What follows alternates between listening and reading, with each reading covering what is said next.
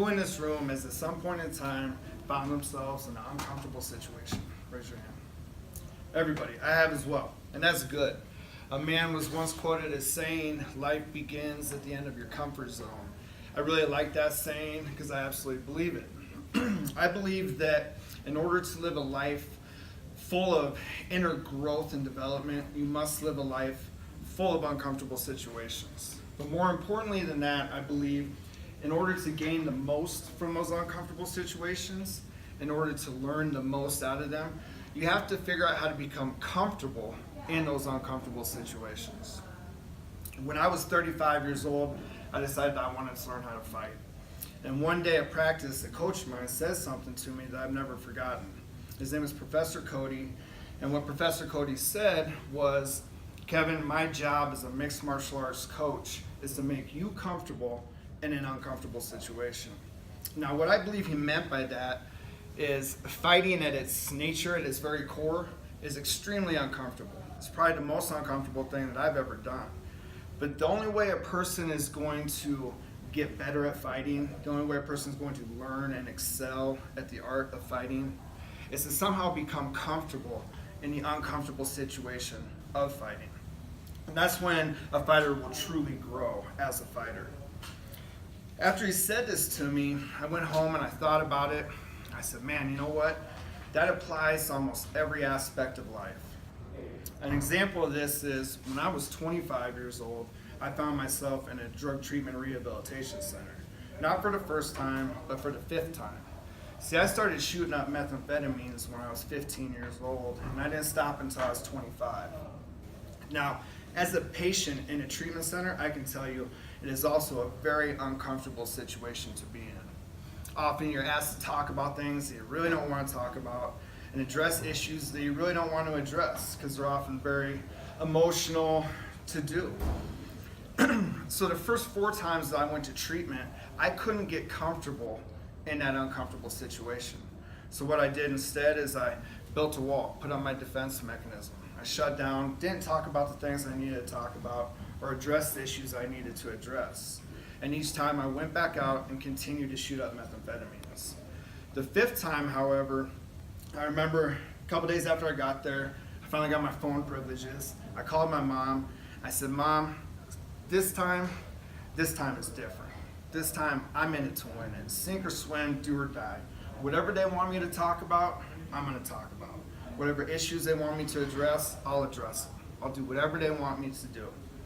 Looking back on this now, I realized that by me making that decision, that commitment, it allowed me to be able to become comfortable in that uncomfortable situation. And that allowed me to be able to talk about the things that I needed to talk about and address the issues I needed to address. By me becoming comfortable in that uncomfortable situation, it literally saved my life. Since then, I've done a number of different things. I moved from a small city in Iowa to the great city of Denver. I've attempted multiple different business ventures, some of which I've succeeded at, some of which I failed at. I've checked off a couple bucket list items, but everything that I'm referring to right now all presented me with uncomfortable situations. And looking back on them, it's the ones that I was able to become comfortable in that I learned the most from. And also looking back on them, I realized that the more uncomfortable the situation, the more I had an opportunity to learn. An example of this is, as I mentioned earlier, when I was 35 years old, I decided I wanted to learn how to fight. Now, if you talk to my friends in the fighting community, whether or not I actually learned is still up for debate. But be that as it may, I've been lucky enough to be able to compete 2 different times since I started training. And I remember the last time that I competed, I was up in Colorado Springs at this small civic hall. I was in the back room, taped up, gloved up, ready to go. I look out into the civic hall. There's a couple hundred people out there. There's the ring. All of a sudden the lights dim down low. The music starts to play. And I hear him announce my name. Myself and my coaches start to walk out. And I can tell you, in that moment, I was extremely uncomfortable. I was downright scared. But what I did was I took a couple deep breaths and I told myself, I said, Kevin, this is where you're supposed to be. This is your opportunity to learn things about yourself that you never would have otherwise learned before. This is your opportunity to grow as an individual. And by me doing that, it allowed me just enough comfort in that uncomfortable situation to continue to walk forward, step inside the squared circle, and compete rather than turn around and run out the back door. Now, I can tell you that that is probably the most uncomfortable situation that I've ever been in. But I can also tell you that it's the most I've ever learned about myself in one particular situation in my entire life. I'm so very grateful for the opportunity and for the experience. It's getting to the point now where I crave uncomfortable situations. In fact, it's when I get to a point in my life where one would think that I should feel content or satisfied, that's when I really get uncomfortable. And that's when I tell myself, what's next? I gotta do something next. I gotta challenge myself.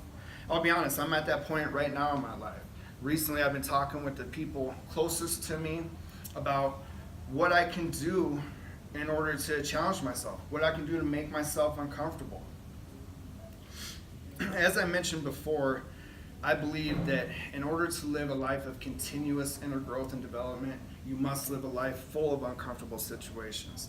That's what I absolutely plan on doing with the rest of my days, however many there are. So in closing, I would just like to present each and every one of you with a challenge. And the challenge is this: seek out an uncomfortable situation. Seek it out. It might be something you've always wanted to do. It might be something that you need to do. It might be something that you downright have to do. Seek it out. And when you find yourself in the midst of that uncomfortable situation, in the midst of that moment, take a couple deep breaths and tell yourself, this is where I'm supposed to be. This is my opportunity to learn things about myself that I never would have otherwise learned before. This is my opportunity to grow as an individual. If you do that, I promise you, you will live a life of continuous inner growth and development. But more importantly, you will live a life that each and every one of you deserve to live. And let's be honest, none of us know how much time we have left on this earth. None of us know when we're going to take our last breath. 3 days ago, 59 people went to a concert with their family, friends, and loved ones, and they never came home. They don't get any more chances at challenging themselves. They don't get any more chances at uncomfortable situations. They don't get any more chances to grow as individuals. That was taken from them. And it's so very tragic. But for me personally, I believe that the best way I can honor their lives is to live mine to the fullest.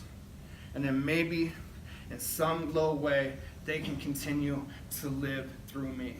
And I just think that would be great. Thank you.